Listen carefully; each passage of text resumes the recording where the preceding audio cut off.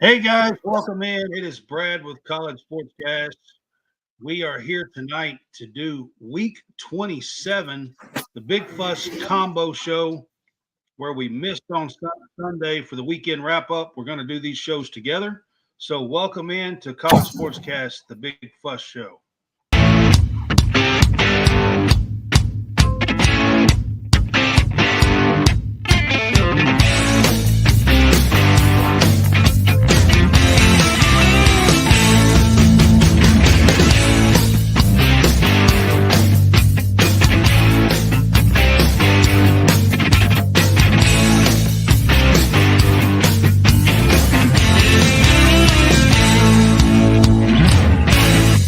Can I please have your attention? There's all a commotion around here. What are you talking about? Let them yap at you. It's actually very exciting.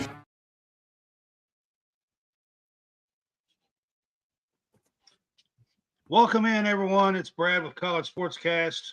We are here tonight to do the Big Fuss Combo Show. A little bit about over the weekend and what's happened the last 2 or 3 days. I've got John Hammonds on with me at the bottom. What's up, Hammonds? And I have Jason Harrison on with me at the top right. What's up, Jason? What's going on, Brad? Too busy to tell is all I know. So I got to go to the alumni game for the women's Kentucky game on Sunday and cover that. And that was a pretty fun time. I got to pretty much meet Ryan Howard, who was the number 1 pick in the 22 WNBA draft.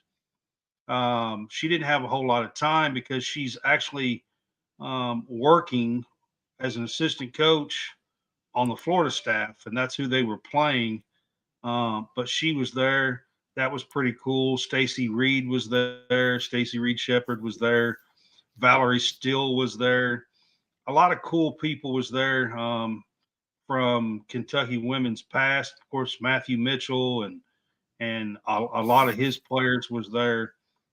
So it was pretty cool to do.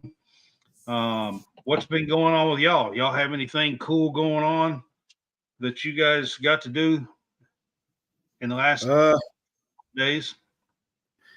Well, the girls basketball high school start district next week, starting Monday, I believe.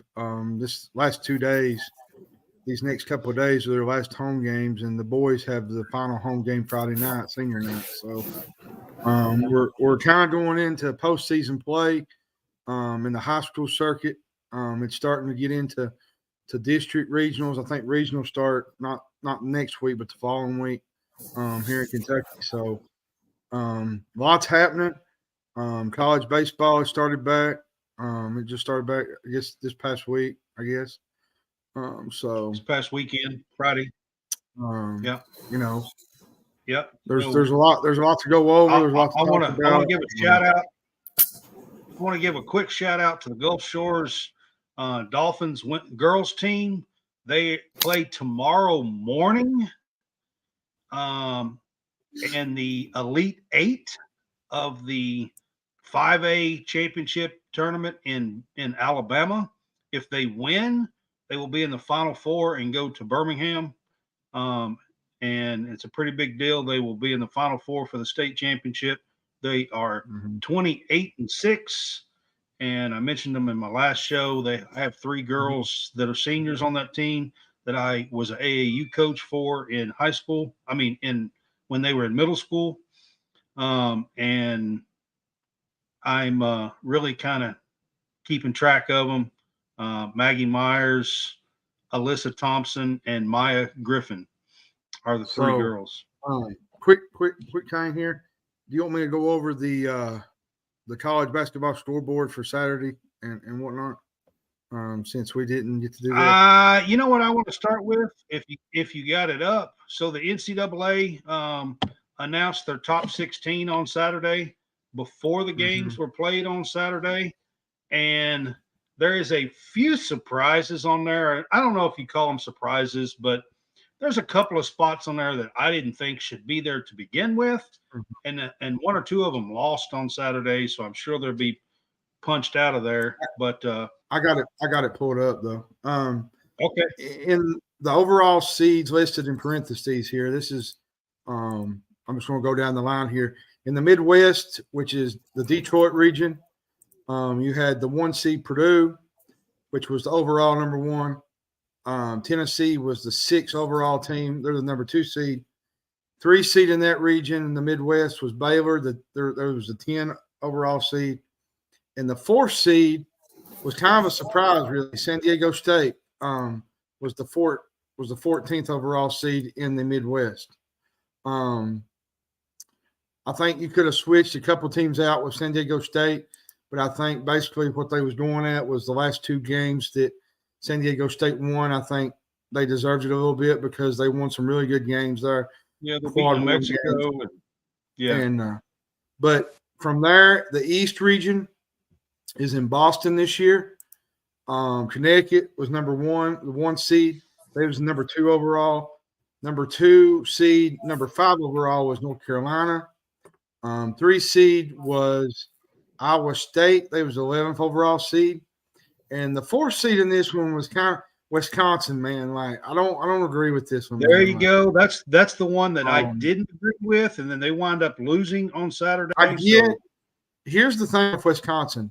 I think they got 6 quad 1 wins, but the last couple of weeks they've went down a bad, really bad. 4 in a row, then they won 1, and then they lost again on Saturday. So I mean, they're on a downward spiral. I just don't think they deserve the 4 seed right now. No, I don't. Now Iowa State, they're trending upward, which they lost last night to Houston, which a lot of teams lose to Houston on the road. That's just a given.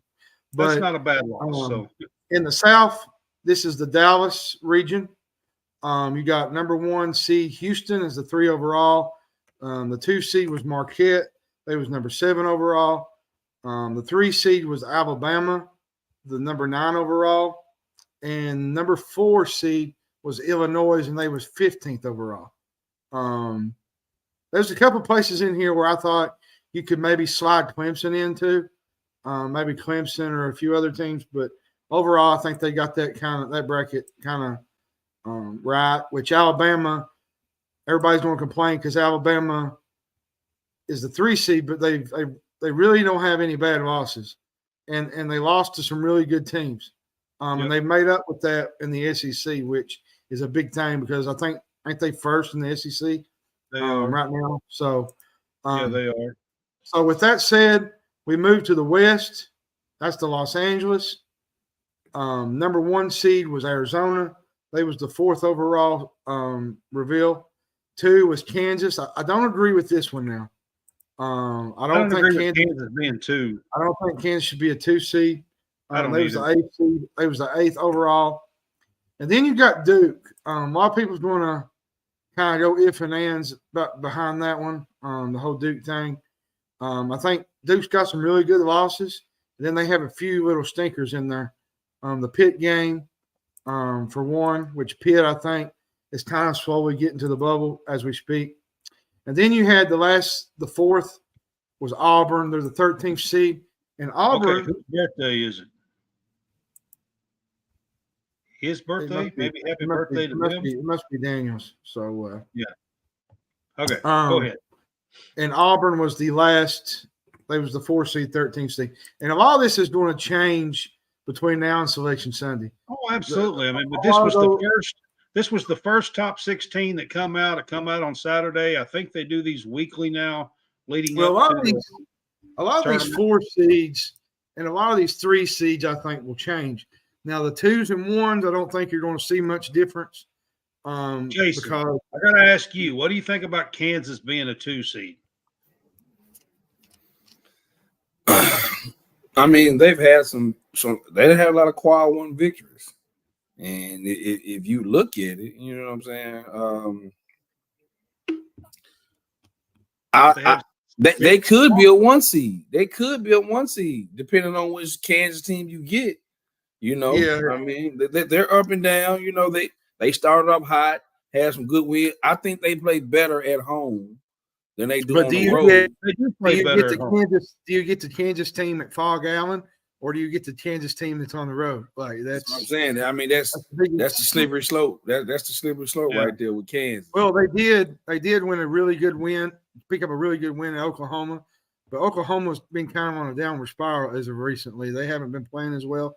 If anybody watched that game Saturday, Oklahoma, like they shot absolutely horrific. Like it was, they could not get anything going. It was just, to me, it was just an ugly basketball game, which Kansas did what they did to do, and they need to do and win. But if you watched it for the first 40 minutes, it was really tough to watch. I'm just saying, with their losses mounting up, I think there is other teams. I actually think, in my opinion, Iowa State has a much better resume right now, coming up, than Kansas do. They're higher in the Big 12 than Kansas is. They have a much better record in the same tough conference. Mm-hmm. I actually But think Iowa State deserves that 2 seed more than they got a 3 and Kansas got the 2. If it was me, I would swap them 2. But you do know that they're basing a lot of things on draw, right? Kansas fan base it's a blue blood, and they're going to travel, and so of course they got to predict. They're playing. They're playing with it right now. They're putting things I out. mean, it's early, and I'm not saying this is going to be set in stone or nothing. It's going to change, and I understand all that.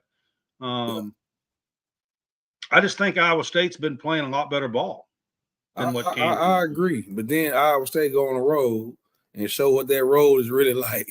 They run up against Houston, playing at home, and they get beat. Just like South Carolina got mollywopped in Auburn. So man, it's about that time of the year where people start to separate themselves. That's a good word, Jason. Huh? I said mollywop. That's a good word. Mollywop, man. Instead of trying to be clean with it. you know what I really want to say. They got waxed. Yeah, I got you. That's a good word. All right, I just wanted to hit that real quick. It's the first time this year that they put out the top 16 with the seeds in mind. They'll be doing that. So now, John, if you want to hit Saturday and Sunday scoreboard, you can real quick. Alabama beat Texas A&M 100-75. Iowa State beat Texas Tech 82-74. TCU went on the road and beat Kansas State 75-72. Nebraska beat Penn State 68-49. Virginia beat Wake Forest 49-47. Butler went on the road to Hinkle and beat Creighton went on the road to beat Butler and win at Hinkle 79-57. Richmond beat George Washington 90-74. Boston University beat Navy 74-65. The Citadel beat UVMI 76-51. Purdue Fort Wayne beat Detroit 83-69. Fairleigh Dickinson won 93-74 over St. Francis, Pennsylvania. Florida went on the road to Georgia and won 88-82. Wright State beat Robert Morris 101-71. Houston beat Texas 82-61. Maryland, Baltimore County City 80-75 over Albany. Dayton beat Fordham 78-70. Army beat Holy Cross 59-53. Akron beat Buffalo 73-62. Coastal Carolina beat Marshall 74-67. Colgate, which I think they picked up the number 1 seed in their conference tournament this past weekend. They beat Bucknell 62-50. That's the toothpaste team, right?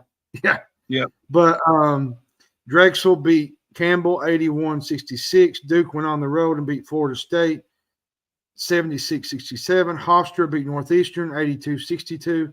Kent State beat Northern Illinois 85-47. LaSalle beat UMass 82-81. Lehigh beat Loyola Maryland 75-70. Mercer beat Sanford 88-84. Mississippi State beat Arkansas 71-67. Delaware went to North Carolina A&T and won 62-54. North Carolina beat Virginia Tech 96-81. Oklahoma State upsets number 25 BYU 93-83. That was a bad loss by BYU. There was. Longwood beat Presbyterian 81-73. Stetson beat Florida Gulf Coast 61-60. Missouri State beat Valparaiso 82-74. Lemoyne beat Stonehill 75-67. Hampton beat Towson 67-61. Iowa beat Wisconsin in overtime 88-86. Duquesne beat St. Joe 66-56. Abilene Christian beat Stephen F. Austin 63-62. Cleveland State beat Youngstown State 81-73. Connecticut dominates Marquette at home 81-53. Louisiana Tech beat Florida International 70-68. That was a whooping right there. Vermont beat Maine 68-57. Oakland beat IUPUI 107-59. Tulsa beat Rice 93-82. Western Kentucky beat New Mexico State 72-58. Merrimack beat LIU Brooklyn 83-68. Alabama A&M beat Mississippi Valley State 80-57. Southern Miss beat Texas State 78-74. Eastern Michigan beat Bowling Green 69-60. Miami, Ohio beat Ball State 80-59. South Carolina loses at home to LSU 64-63. St. Bonaventure beats Davidson in overtime 81-80. Binghamton 69, New Jersey Tech 55. Alcorn State beat Bethune-Cookman 69-54. Monmouth beat Stony Brook 84-61. Arkansas State beat South Alabama 76-73. Lafayette beat American 68-62. Arkansas Little Rock beat Southern Indiana 80-62. Boston College beat Miami 85-77. Cincinnati goes on the road and beats UCF 76-74. Delaware State beat Coppin State 66-56. Denver beat North Dakota State 77-71. Howard beat NC Central 90-82. McNeese State beat Nicholls State 74-47. Kansas goes on the road and beats Oklahoma 67-57. UC Santa Barbara beat Hawaii 77-71. Sacred Heart beat Wagner 63-53. Western Carolina beat East Tennessee State 70-65. Norfolk State beat South Carolina State 71-67 in overtime. UMass Lowell beat Bryant 86-77.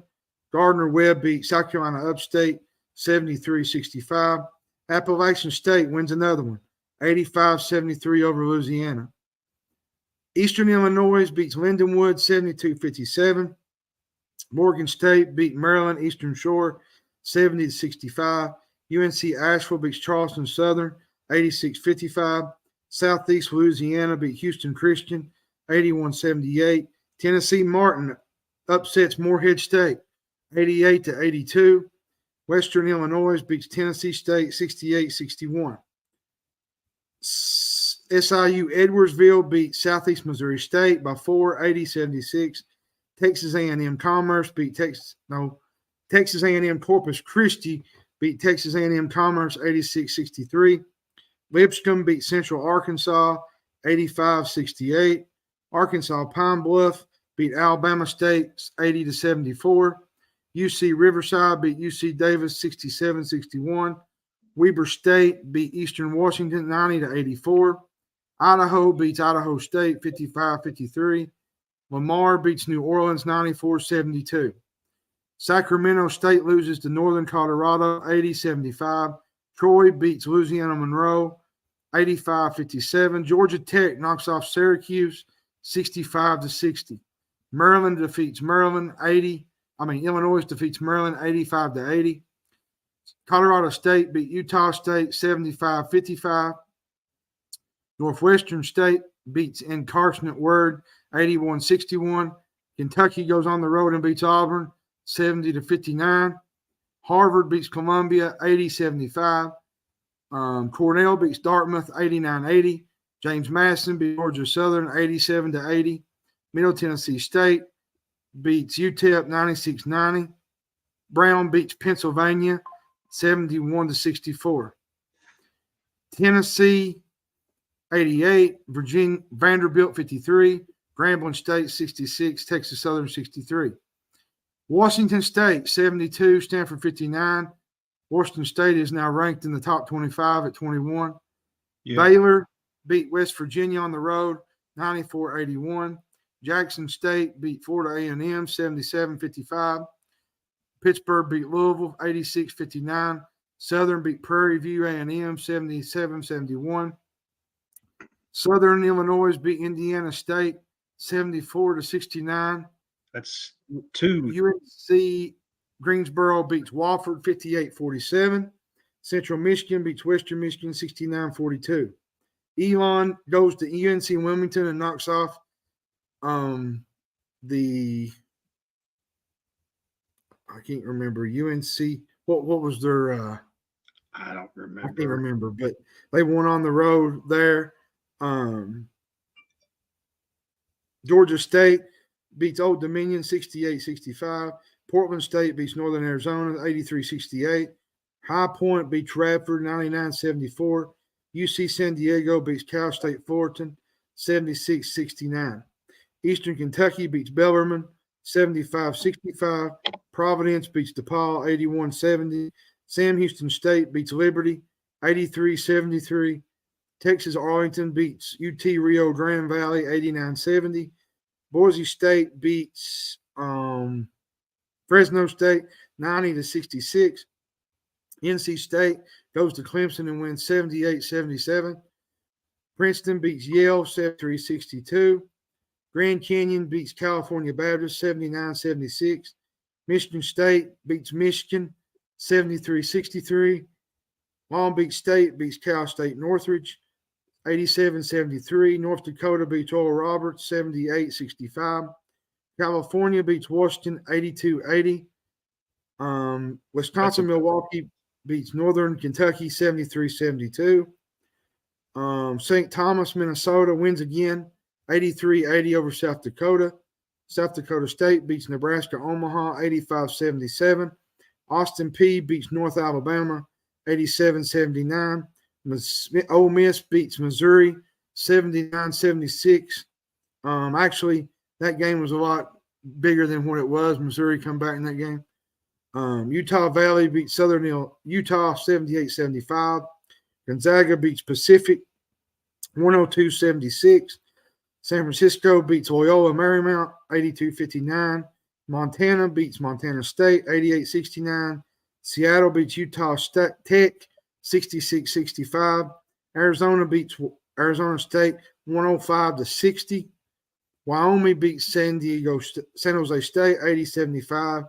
UC Irvine beats Cal State Bakersfield 77-71. Oregon beats Oregon State 60-58. Pepperdine beats Portland 91-70. Santa Clara beats San Diego 82-69. Colorado wins in final two overtimes over USC 92-89. And then you had Nevada beating UNLV by 3, 69-66. On that note. And that, my friend, is the full rundown of last Saturday's games. And I'm just on Sundays, I'm just going to go by some key games that was played. Actually, Charlotte again over Wichita State, 72-61. Loyola Chicago wins again. I think they're tied for first place in the HN. Yeah. So Sister Jean might be making another appearance in the tournament, hopefully. South Florida. What a job Abdur Rahim is doing in South Florida, man.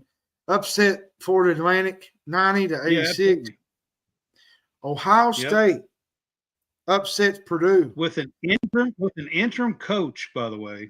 First time. Interim coach, 73-69.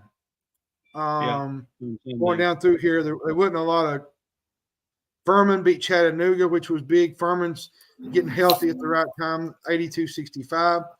Illinois State wins again. They beat Evansville. That's, for me, They beat Evansville and Indiana State. They could be a sleeper in that tournament in the MVP. UAB beat North Texas. Indiana loses again at home to Northwestern. The Indiana is Woodson on the hot seat? I think he is. SMU beats Memphis 106-79. Which we'll talk about Memphis later on in the show. So, Man. Seton Hall beat St. John 68-62. Minnesota beat Rutgers 81-70. And UCLA finally lost a game. Utah picked up a big win at Poly Pavilion Sunday. And that's your rundown for the weekend. For the weekend.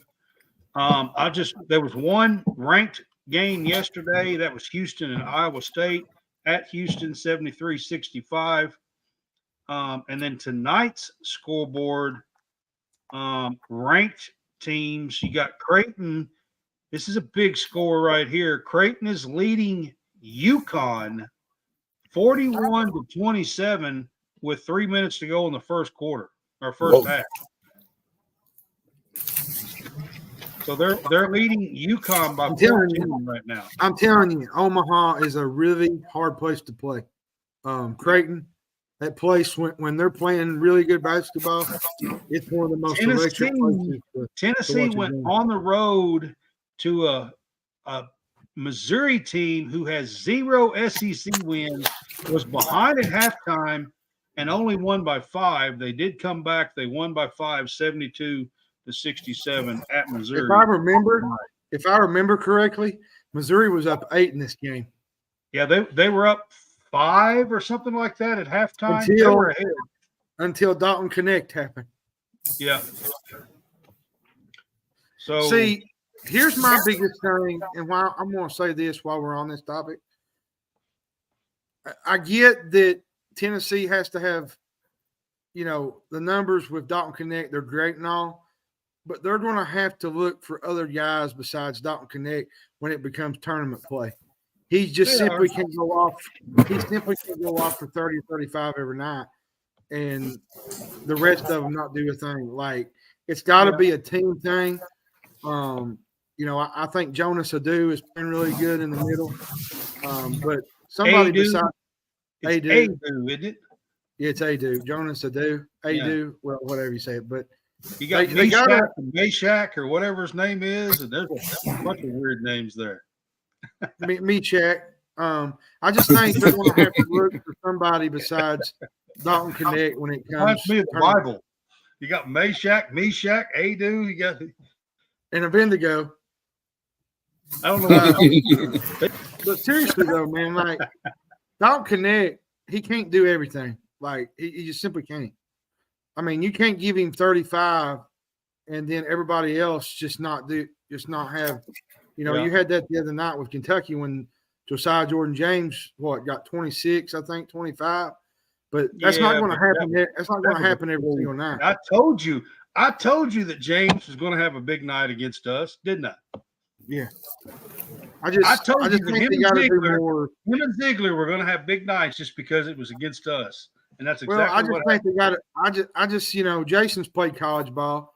I just think you gotta have more than 35 from one man every single night. Like you can't depend on one guy every single night. Like it. No, you can't, especially when it comes to that tournament time. Yeah. Teams gonna have enough film. They're gonna take your best player away, so they're gonna have to get more scoring. I got a question for you guys. You ready? Are you taking UConn or the field?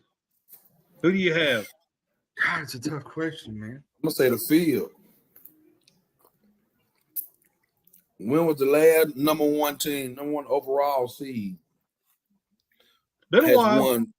When the last time the UConn has played? I mean, they wiped the floor with Marquette the other day, who was ranked. Yeah, but let's be fair. UConn's pretty hard to beat at home. You wanted to talk about UConn tonight, so this is my question for you, and you can put in what you want to say. But are we taking UConn or the field? I think you got to take the field right now, because I'm like Jason. Like it's really hard to win back-to-back national championships. It is. When you got a target on your back every single night, and look like tonight, Creighton's come out firing on all cylinders, which could change in all of a matter of minutes. But and I tell you, too, the field this year is absolutely wide open. Anybody can win it. Anybody can, have that one night where they just look really good, invincible, and knock them off. Do I think they get back to the Final Four? Yes. I think they get back to the Final Four, but do I think they win it? With No. Purdue losing, UConn's the clear number one right now overall. Yes. I think they're the best team, period, as of now. But going forward, though, I think I would take the field because it's really, really difficult to win back-to-back national championships. It's really tough. Now, don't get me wrong. Kentucky could have done it 3 years in a row had they not lost to Arizona. In 97. They went in 96, 97, 98. Yeah. Kentucky could have won it 3 straight years. Yeah. Now, don't get me wrong. UConn has the team to get it done. They do. Everything has got to work for them. What I really think they're missing this year is that shooting. Yeah. Who's the guard that got drafted by the Pelicans? He was their marksman. I can't say his name. I'm looking dead at him. Can't say him. Angel Reese's cousin. What is his name? Man. But they're missing just a guy who can just heat up in a quick second. I think they have a better team, but you're missing two. Well, you're missing two guys. You're missing the guy who played the point forward, who got drafted by Milwaukee. You talking about Jordan? You talking about Jordan Hawkins? And Jordan Hawkins, yes. You talking about two big guards that they had. They had a big shooting guard and they had a big point forward. Well, they had Jordan Hawkins. They had Sanogo, and then they had was Jackson one of them. I think so, because he got drafted by Sanogo didn't even get drafted. That just show you how the NBA is. I think right now, of course, UConn's down 14 right before halftime here, so looking like they're looking terrible. And that's just my luck here. When I want to build them up and make them look like the best team in the country, they're looking like crap. But that's how it goes, right, Jason? Well, it's what's happened all year in college basketball. Every single night, there's been something happen every single night. But before this game started tonight, I would say UConn is by far the leader right now as the number one overall seed. Right now they are. Yeah. Yeah. So I just kind of wanted to throw that question to you. I'm going to stay in the Big East. Over the weekend, Rick Pitino had some very interesting comments after a ball game that they had a 19-point lead in and lost to Seton Hall. Here's the thing about Rick Pitino. They're 14-12 now. They've lost like 8 out of their last 10 ball games in conference play. And Pitino's not having any fun. That's all. Here's the thing about Pitino that people don't realize. He did this at Louisville. He did this at Iona. He did this at Kentucky. He's done it basically everywhere he's went. That's just who he is. And, he's throwing his players under the bus. He's talking about they're unathletic. He's talking about how this is the worst season ever and it's the most unenjoyable season. Here's the question I ask you though. If he says that about his players, did he recruit those players? Yeah. Yes. You're recruiting them. Come in and told the rest of them to get out of there, and they all transferred out. And few of them are playing good. Matter of fact, AJ Storr is playing really well. Butler's got one that's playing well. There's some good players that transferred out of that St. John's team. I think the only one they really kept was Soriano. Was the big guy. The big guy in the middle. Yeah. That's the only one that he kept, and all the rest of them he got out of the transfer portal just about. So if you're going to talk about, go ahead. I'm thinking. I was saying with Patino, you got to understand he was dominating a smaller league, and he forgot that quick how much parity it is when you don't get your type of player. Because basically, you know what he's saying? I had to go to the portal and try to put together a team because I got the job late. You see what I'm saying? By the time he got the job, the portal had already been jumping. So he can't recruit. He really don't want to bring no players with him. And so he thought in his mind he was going to catch lightning in a bottle. Once you don't do that, you start not to liking your team. And that's where he's at right now. I just think it's a little bit funny that he's on there complaining, talking about, listen, I would be upset if I was coaching and I was losing. I would be upset, and I'd probably say some stuff too. I'm not going to sit here and act like I would be okay with it because Lord knows I wouldn't be. So,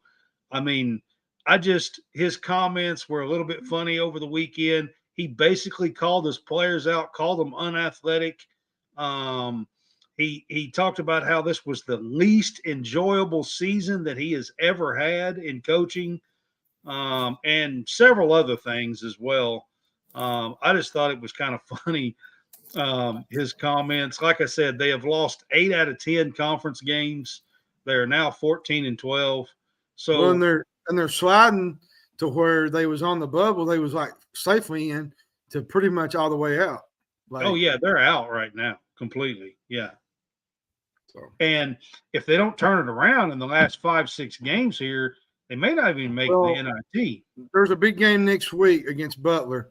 I think that's a losers out type game. Because if I'm not mistaken, Butler lost tonight to Villanova. So Butler's kind of. I don't know if they lost or not. Butler's kind of teetering on the brink too. All right, Jason.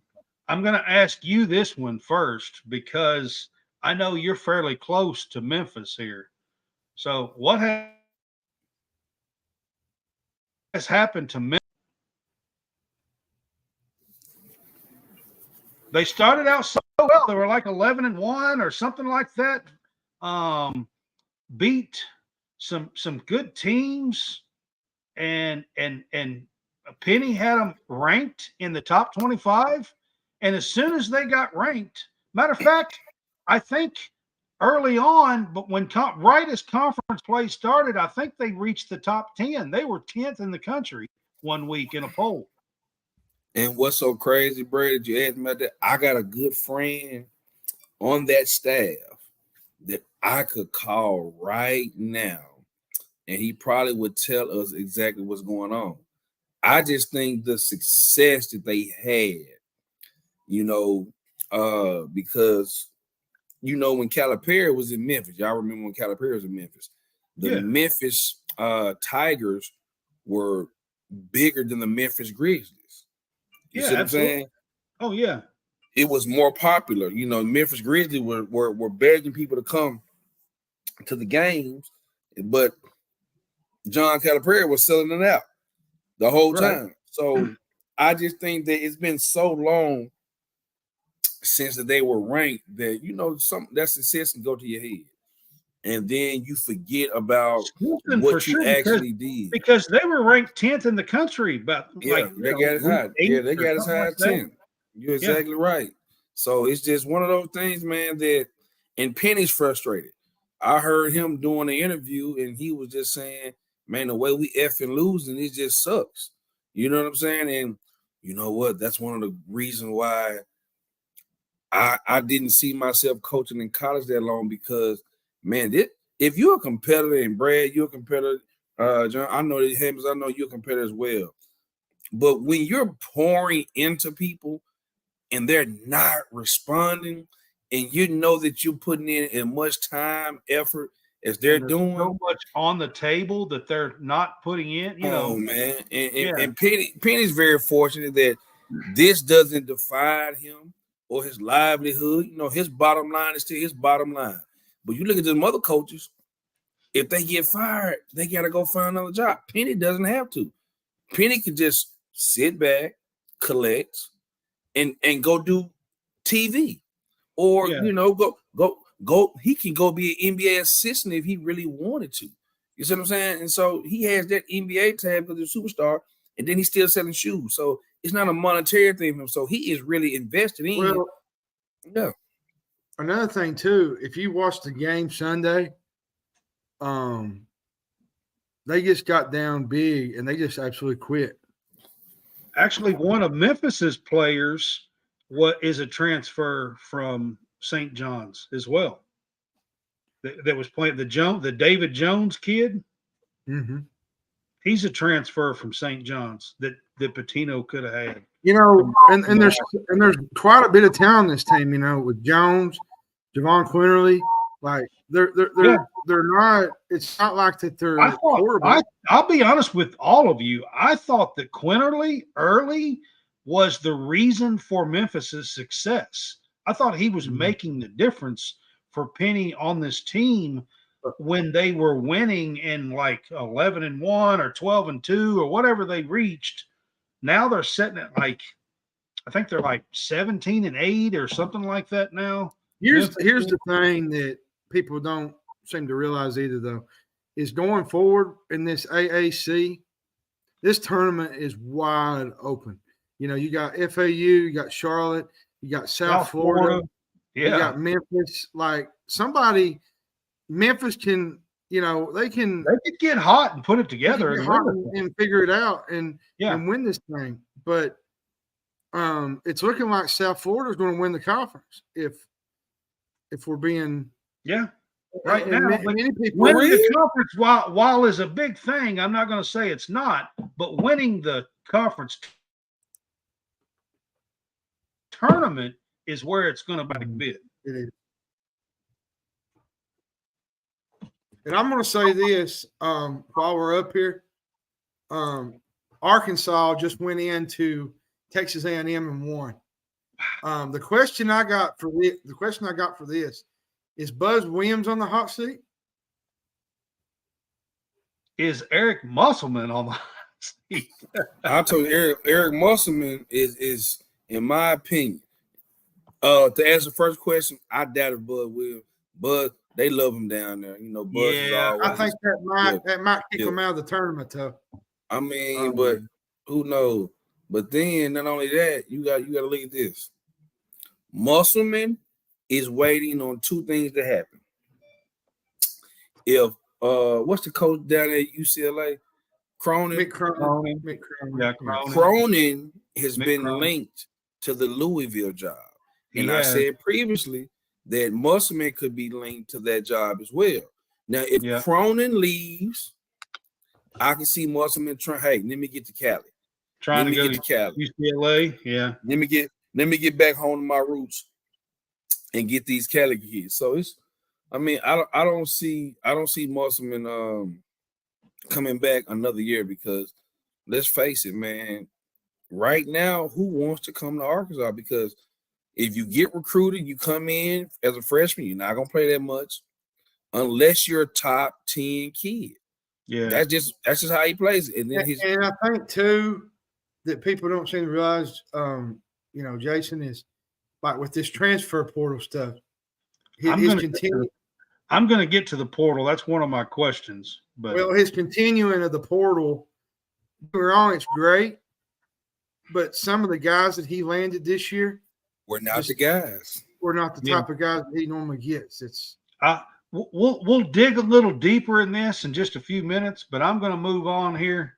I got one more question. John, I'm going to specifically ask this one to you to start with. Can Kentucky continue to play like they did against Auburn with the defense that they showed? Do you believe that Kentucky can continue to play like they did on Saturday at Auburn in the jungle, which is they were undefeated, a very tough place to play? I think they can. It's all about focus. It's all about putting a game together. If you watched that game, I don't know if you saw it, Jason, Saturday. but there were not many great moments for Auburn in that game for the fans to get together and just say, you know what, we're going to win Kentucky this. controlled the game for the most part. Kentucky controlled it from the opening tip until I think when Jalen Williams went down, there was a streak there where they was within 5. They cut it to 5, once there. And Jalen got hurt, which praise the Lord, he is okay. Looks like he'll be back. He'll probably be out a couple of games, but we hate to see anybody get hurt. So, but Auburn just couldn't shoot. They was 3 for 21, 3 of 19 or something. So 3 of 20. And Kentucky didn't. There was a few shots that was contested, but there was a few shots that was wide open. And they just missed. Well, Kentucky, I'm going to be honest with you. Kentucky, I've been pretty vocal about some of the non-coaching blunders that Calipari has had over the last 2 or 3 years, to be quite honest with you. And I actually believe that last Saturday's game, he actually had a game plan. He used it well. He coached well. He coached the players and played the players right with their minutes that was affecting the game. I have to give him my hand on this one because I do complain about his coaching a lot, and he done really well on Saturday. Well, and who is better for a team than Antonio Reeves? That when they cut it to 5, what you was talking about, he put Antonio Reeves in a floppy action. Floppy actions where you have 2 post players. He had a do, and he had Ugana on the post, and they're standing there, and he can go either way, and he can try to lose his man, and they're screeners, and he's coming off either way, and they went to that. He put that in just for Reeves, and they went to that, and Reeves scored. And Reeves scored for Kentucky. And that's what won the game. I'm going to tell you what Reeves does that really just compared to what a lot of people do is his little side shot where he does the jumper in the lane. Like, it's about as smooth as it gets in college basketball. I don't think nobody has a better one. Maybe probably better than him is probably Dalton Connect. Dalton Connect's probably on that same Coleman Scott is with us from Talking Kentucky. He says, don't worry, he's going to be at the game tomorrow. And I'm going to tell you, Calipari, I've not been, I've been really lenient on him this year. But Saturday, he absolutely coached his tail off. Compared to the past games and such, he literally coached his tail off. They was prepared. They was ready to play in a hostile environment. Listen, teams were getting 40-pieced in Auburn. 40-pieced, 30, 20 points. South Carolina went there and got beat by 40. Ole Miss got beat, what was it? Was it 20, Jason? I think it was 20. So that's an impressive win, elite win. Now, is it to say that we need to win that game and then come up and lose a couple more? No. Need to play consistent every single night. What I'm saying is, can Kentucky put that kind of effort together and finish this season out? I think they can. There's 6 regular season games. We got to play Alabama at home this weekend. We play LSU on the road tomorrow. We still got to go to Tennessee at the end of the season. We got to go to Mississippi State, which won't be an easy place to play. So I'm going to say this, and this is going to be the hot take, whatever you want to call it. You can put this as a clip on your TikTok, and you can use this wherever you go because this is what I believe. I believe when we look back going forward to the SEC tournament and onward, I'm not saying Kentucky's going to get to the Final Four. I'm not saying that of that regard of now. But we're going to look back at that Auburn game and that Ole Miss game these past 2 weeks or these past 2 games, and we're going to say, you know what, that was the turning point in the season. That was the game that they really got down and they started playing and they figured it out. Well, I can tell you this much, John. Before we played Ole Miss, Ken Palm adjusted defensive rating, we were 104. After Ole Miss and Auburn this past week, they have jumped from 104 to 81. It was 71, I think, wasn't it? You're muted. No, muted, Jason. That's Bart Torvik. He has them at 71. Yeah, I was talking about the Ken Palm. They jumped from 104 to 81. I'm gonna say it because I know you guys don't want to hear it, but let's just face it, man. Kentucky has too much high expectation. Like let's just put it out there. You know, rich in tradition early on, but before Calipari won, it had been a minute since he won a national championship. Then he comes back with Final Four team. He wins it. It's just tough. And you have a coach that really embraces that. He embraces the controversy, the one and dones. He embraces it all. And sometimes it backfires because sometimes his kids just don't play up to par. I don't think he did something else too, Jason. But I don't think he. Hold on. Let me get this out. I don't think that he did anything differently. I don't think he did anything differently. He just didn't have certain players. When you don't have certain players, your ball clubs looks a lot different. Kentucky has always been a big team. Kentucky has been playing small ball here lately. I spoke with a guy. I spoke with a media member today, somebody in national, and we was talking. We was just DMing back and forth, and he said that if Kentucky can go into Auburn with the record Auburn had, you know, going into their home record the last 3 or 4 years, he said if they can go in there and play defense like that and win in Auburn, he said they can win anywhere they go. Well, Auburn was 43. Auburn was 43-2 at home the last 3 seasons. I'll say this. Go ahead. No, I'll say this, and we'll move on to another topic. But if Kentucky can, to answer your question, if Kentucky can defend like they did at Auburn, and get enough offense like they did at Auburn with Reeves and getting crucial shots at the crucial times in the middle with Adu, Thiero, and all those guys, Kentucky could cut the nets down, my man. And that's not just they got to play the defense to do it. I'm gonna say this. And they got the players, Jason. They got the players to play a half-court game. They got the players to play a half-court game, but they normally haven't had.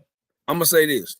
How many seniors does Kentucky have? I think they had 2 or 3. I'm talking about before you say seniors, guys that been there 4 years, been there 3 years, been there 2 years. You know, that makes a difference because you build pride and you understand the magnitude of certain games. Well, there's 4 that's been there 2 years.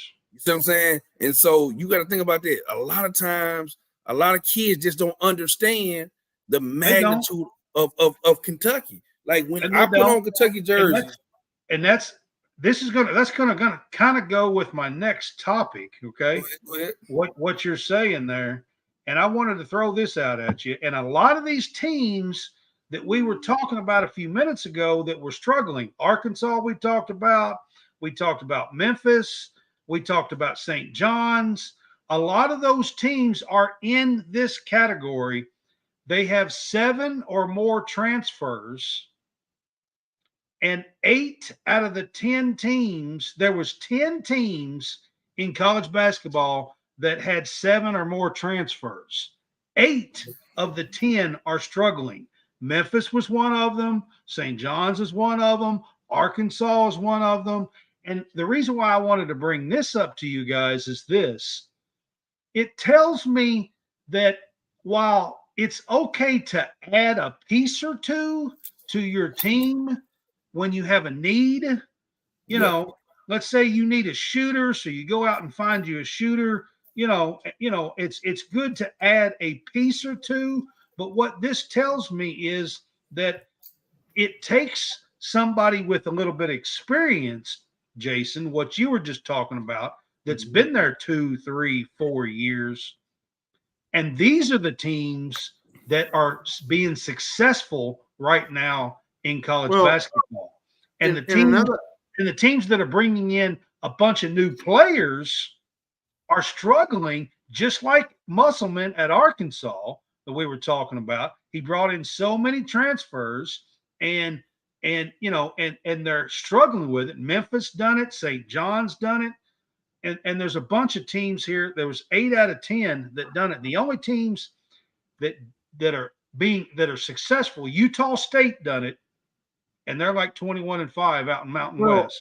And another thing too, with on top of this, is the parity in college basketball. It seems like, and even not even in college basketball, we're talking college football. Every team has different kind of guys that they can go after now in this transfer portal and moving forward in this new age of college football and college basketball. Coleman, I've been on your podcast. He's talking about Raphael Little, man. Raphael Little, I think, said something on the thing. Yeah. Yeah. Raphael Little. What's up, Raphael Little? I'd love to have you on our podcast too. I would too. What's up, my actually. Straight out of South Carolina.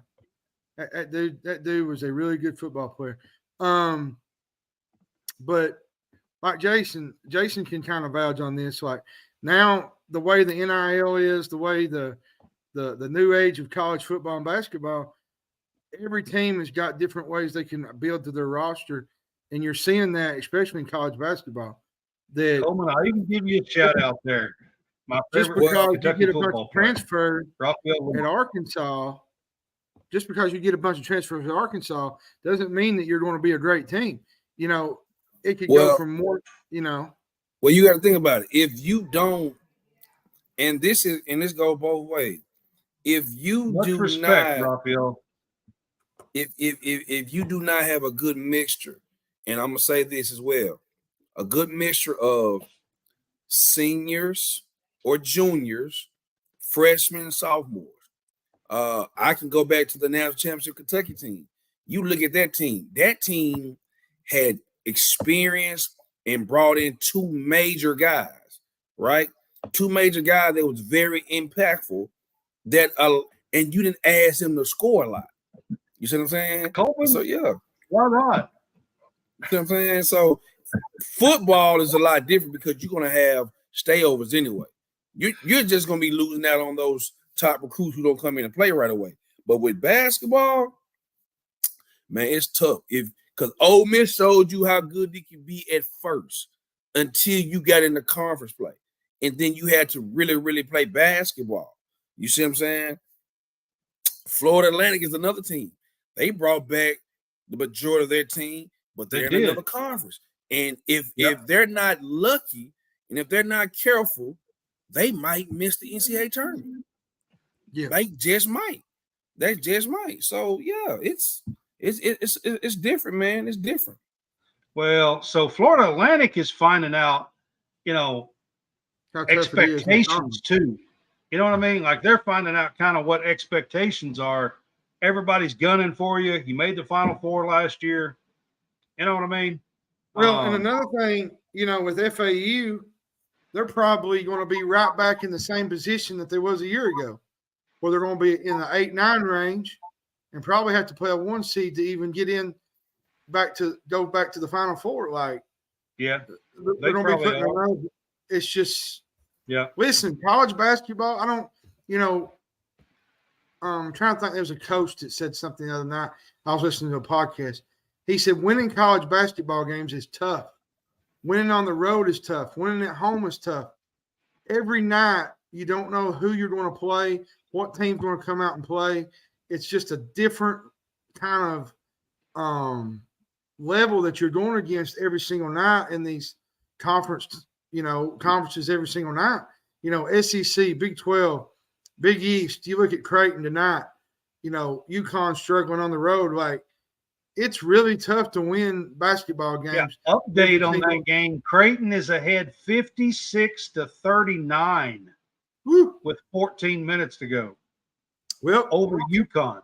UConn, welcome to the big show is all I can tell you.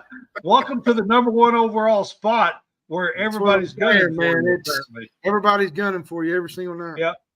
I just want to have a huge shout out here. Raphael Little is with us. He's an ex running back for Kentucky, and just want to give you a big shout out. That's who Coleman was talking about, and I didn't put that together at first.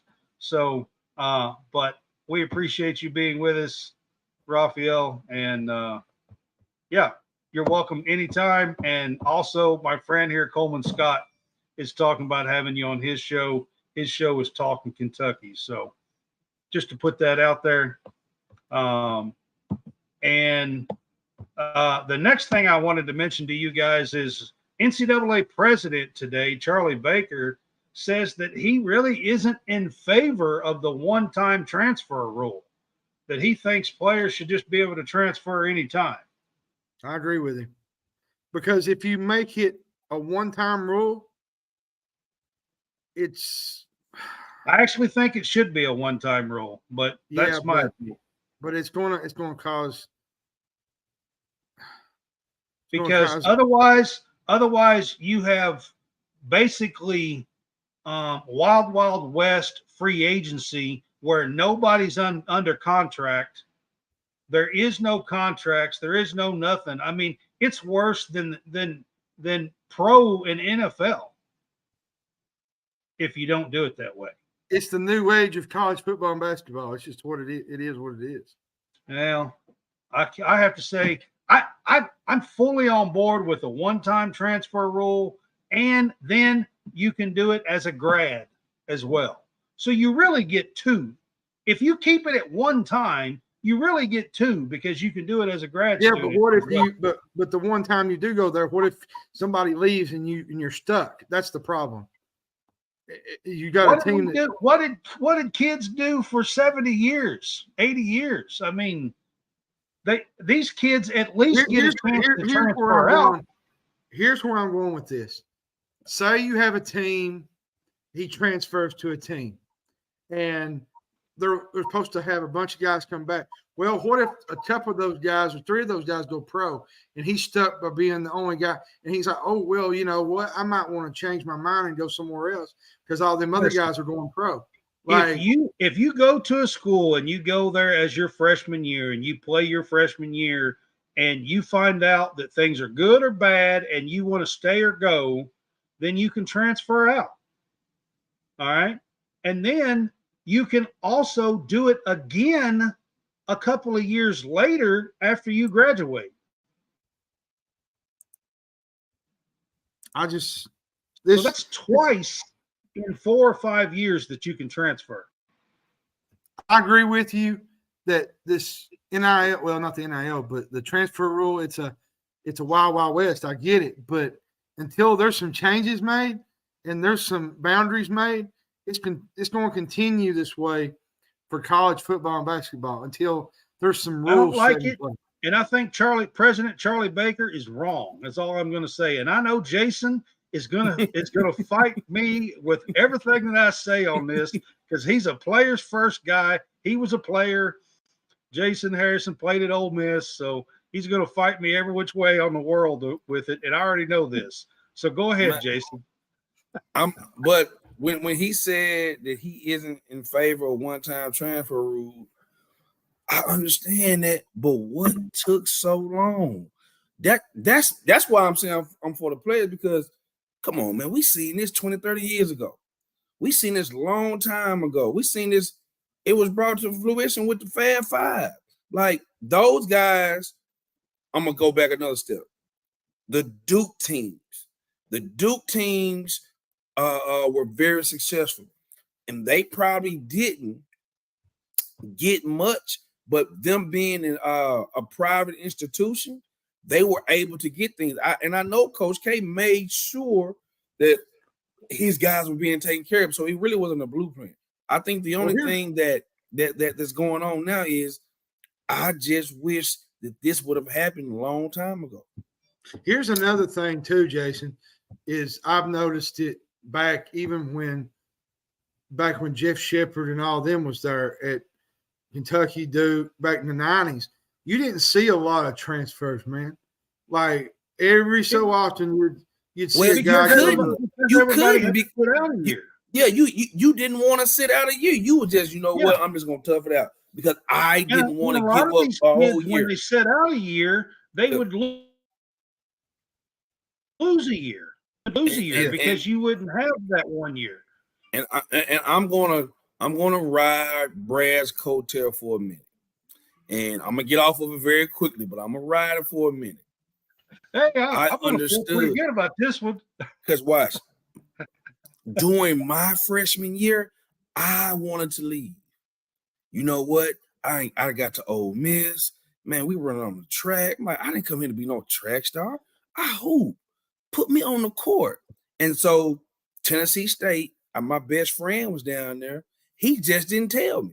Had he told me that the Tennessee State coach would wanted me like he want, I would have left because guess what? I would have took the easy road out.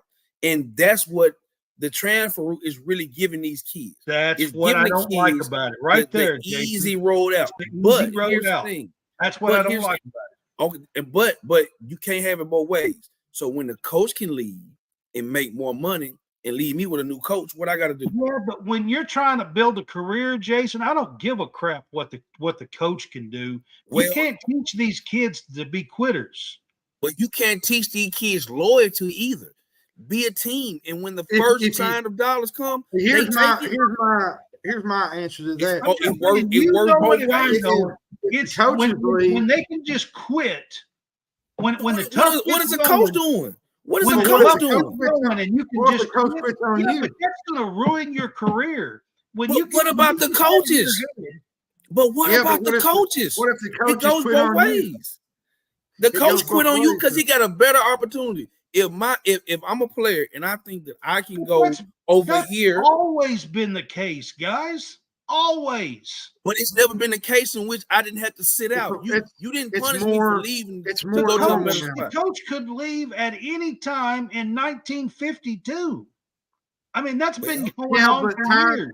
Times are different now than they was in 52. But Brad, that's what I'm saying. How is it that a coach can get up and leave and coach the next year? But if I want to leave, I'm saying as a player to teach these kids, to teach our kids that when the tough gets going, that you can just walk out and find the grass is greener on the other side. It's not what coaches do. It's not always greener.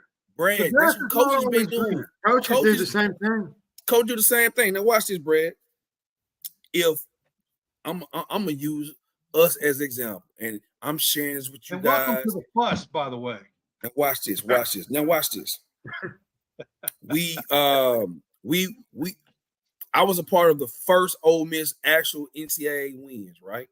The first one. They had been to the tournament, never won. Freshman year, won. Sophomore year, we were terrible. My junior year, made it to the Sweet 16. Coach Barnes had an opportunity to take another job. He didn't. He got a raise, right? He got a raise. Okay, yeah. My fourth year was my last year. Lost UCLA. Boom. So guess what? I come back and say, hey, I want to work for Ole Miss. I couldn't even get a job. Watch this. Had he left and went somewhere else, maybe I could have got another relationship with another coach that could help me, right? See, our coach, you see what I'm saying, doesn't have great relationships with his former players. And that's why I feel the way I feel. Because watch this. A kid who played for Billy Donovan can call him up right now and Billy D will answer the phone. But if we call our coach, oh man, we got to text him. He'll call you back the next day, or he might not even call you back. So, what are you teaching us? You put on us God, family, all this, but when it came time for you to show us family, he didn't show us that, and so that's what I'm saying. Every program is not the same. See, if I had not told you that, you would have thought that, hey, I have a great relationship with my old coach. You would Well, I think mean, that I would about think you would, everybody. yeah. You would Yeah. think that, but Yeah. you know, like I know, as I got older, I knew cultivating relationships were very, very important. It's And sort so of like it's sort of like that's the the thing. situation with Liam Cohen at UK. Like he's up and running every time there's another job. Like it's so you can't punish these kids because if the coaches can pick up, and then it's two sides. It's not if the coaches about don't punishing win, they them. get fired. It's If the about coaches don't win, they get building. fired. It's Then about they're gonna blame building, the players. making them tough and building and going through adversity. And it's about overcoming stuff. It's about but teaching would you? them. Here's the question: would you want to be on a bad team? And here's my thing. Y'all keep talking about well the coaches can, and what about the coach? I don't care about the coach. The coach is a 60-year-old man. If he wants to go screw up his life and make an ignorant ass decision, I don't give a crap. But I do care about a 19-year-old kid. But you can't say that, Brad. Listen what I'm saying. I can say that because I do. I care if a 19-year-old kid is messing up his life and making decisions because he can't make it through something tough. Well, I care about that. Well, Brad, we do know sometimes, and let's say it, the coaches have their favorites. These my guys. Listen, and Brad, you don't know this. Jason. The coaches definitely have their favorites. They have their favorites. So watch this. Absolutely. If Brad, you're the head coach. Me and Hammonds are the assistant coaches. You have your guys that you personally recruited. You took guys because me and Hammond said, let's take them. But when you go to their house and you talk to those parents and you tell those parents, you're my guy, you're going to play no matter what, and you don't play, you got to answer that question, right? Now, if Brad's Jason's guy is not that good, well, this is my guy. It happens. And so kids are not making up. I'm just telling you guys from my standpoint, I don't give a crap if a 63-year-old man jumps ship and goes somewhere else and makes a bad decision. But I do care if a 19-year-old kid is jumping ship and making a bad decision. Hey, welcome to the first show. Welcome to the big first show. Exactly. All right, but you can't say they're making a bad decision because every decision we make does nothing but build us up and make us better.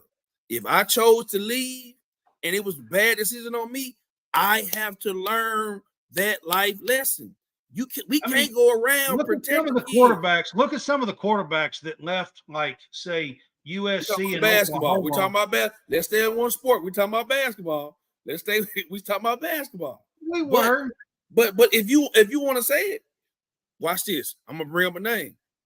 So you mean to tell me that Sanders should have stayed at Jackson State and not went to Colorado? Maybe he would have had a better year. But again, so Sanders, what you're talking about, should do it, yeah. There, he would have been okay because with the one-time transfer rule, and you could do that. But what I'm saying is, you transfer somewhere, and then it doesn't work out. Well, that's life. You learn right there. You learn that lesson right there. But that can happen. That can happen on your decision out of high school. You can go. You can make a decision out of high school, and you can say, "I want to go to this school," and you get there, and you find out that they made you promises and they're not keeping it. They told you about playing time, that whatever, and you could be like, you know what, crap, I hate this place. Hammonds, do me a favor. I know you got your phone out. Look up Jalen Tyson. Jalen Tyson is the exact kind of kid we're talking about. Jalen Tyson played on my AAU team, and I'm just going to be real. Jalen Tyson played for California. Jalen Tyson was an unranked guy. I recruited him tough to play on my AAU team. Played for me during the pandemic. Played at Texas Tech. Transferred to Texas. Now at California. Texas Tech, he couldn't get off the bench. No, at Texas, he couldn't get off the bench. He couldn't. So he transferred, had to sit out. Played at Texas Tech. That coach got fired. Now, was he a saint? Probably not. Probably did some things, made some decisions. go all the way, 2-time transfer, goes all the way to California. Every week, I have been talking to NBA personnel about him now. Had he stayed in Texas, probably wouldn't have played. Had he stayed at Texas Tech, probably wouldn't have been the best decision for him. He's doing somewhere where he's different. Noticed. Huh? He's doing someplace where he's noticed. Well, I mean, it's about opportunity. He's doing someplace where he's being shown on the big stage. It's big stage because, I mean, but he had to wait on the route. He didn't get cleared until right before the season. Yeah, the NCAA, because he was a 2-time transfer, even though he sat out, and even though his coach got fired at Texas Tech. So he didn't have that opportunity. He had to wait at the mercy of the NCAA. So that's why, because the NCAA doesn't want lawsuits. NCAA and lawsuits are like oil and water. They don't mix. The NCAA wants to keep making billions and billions of dollars. All that, and I didn't say anything. All I'm saying is I think that we are raising a whole generation and telling them that it's okay to quit when the going gets tough. I'm not saying we're doing that. We just have an opportunity for them. Remember, I was riding your coattail. I said I was going to ride it for a second, and then I was going to get off. Jason, you can pull out stories. I mean, yes, occasionally it works out when you go 2 and 3, 4 times, but I can name you some players that have transferred 3 and 4 times that it hasn't worked out too. It worked both ways, Brad. The player can have something to say, and the coach can have something to say. Yeah, it's not going to always work out. I'm saying that's what I'm saying. You can't take away my choice. You just can't take away my choice. You can't take away my choice. And then there was another. I can leave. You can't take away that choice because you never, up until about 5 years ago, you never had that damn choice. Well, here's another thing. When the NCAA went from 4-year scholarships to only 1-year agreements. So don't tell me that they can't take away that here's choice. Another thing. It was unconstitutional. We have some that's been in college for 8 years. Look at that one guy was at Miami. He had been hurt a lot. Don't get me started on that now. Yeah, but he had been injured some, but I know. All right. So the last topic that I wanted to get to today was they had their vote today, and the college football playoff did vote in the 5 top conferences and then 7, the highest 7th ranked teams after that being in the 12-team playoff. The top 4 out of the conferences will get a first-round bye. And they voted this in for the next 2 years, and then the new TV deal will take in effect. But here's the big thing that they voted in, and not very many people are talking about it. So Washington State and Oregon State are still in this, and the president of Washington State had to vote today, and he voted for it. Jason said he had to leave. So okay, and he voted for it. But what I'm telling you, John, here's this. They actually voted for the next 2 years to give Washington State and Oregon State the full revenue portion. They get the full power conference. It's like $6 million a year they're going to get. So I thought that was pretty good for them. Yeah, I agree with that. So yeah. It's been a fun show. Yeah, I mean, listen, whenever I talk about that, me and Jason always kind of, I mean, we have different opinions, and we're cool with it. We both know, I mean, yeah, we're good. We're still buddies. It is called The Big Fuss. That's the reason why I call it The Big Fuss Show. I will say this, just by I'm kind of keeping up with things. UConn's getting a really good humbling tonight by Creighton.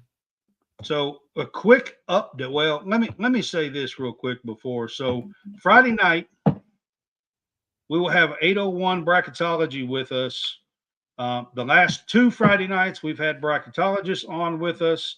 It's that time of year. Thanks to John working to get a few of these. I do know NKY that was with us 2 weeks well a little bit. I could probably get them on too, but John's doing the work here to get these guys on.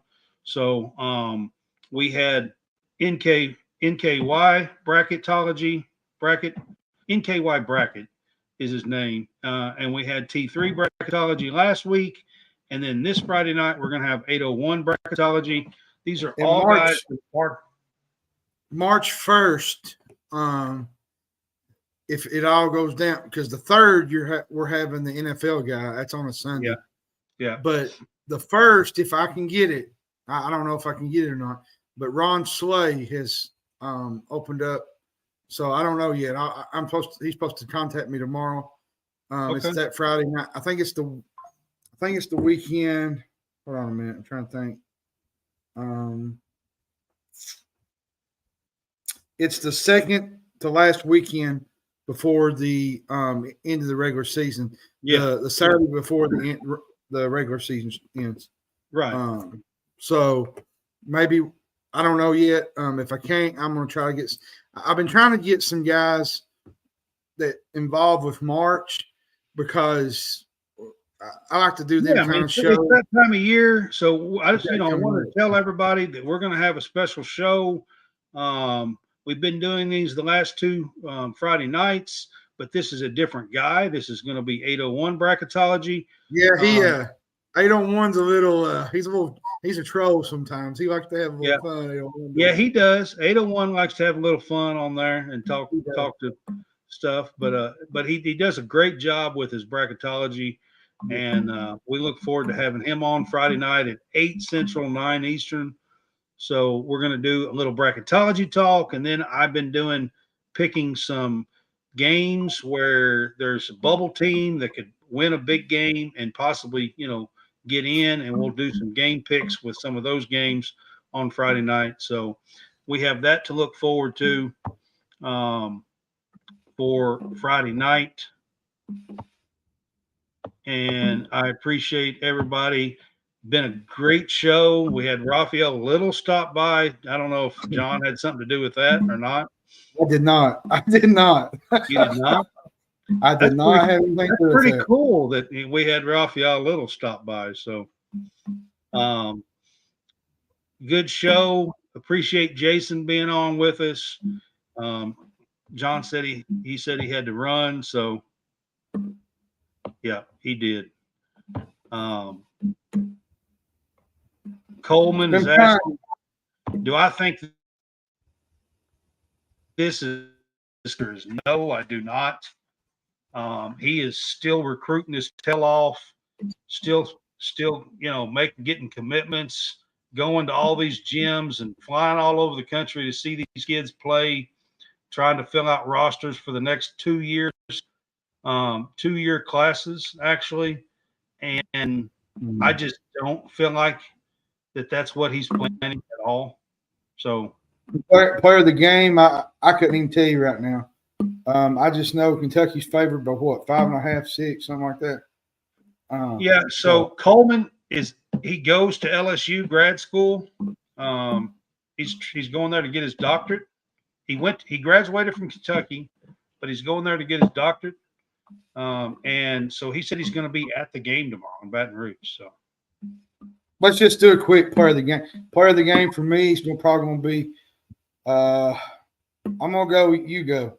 I think he'll have a big game. I'm going Antonio Reeves. He's 24 points shy of the 1,000-point club. He has 976 points in 2 years. I'll add this. LSU is not a really good rebounding team, so Kentucky should rebound tomorrow. Not a great rebounding team. Yeah.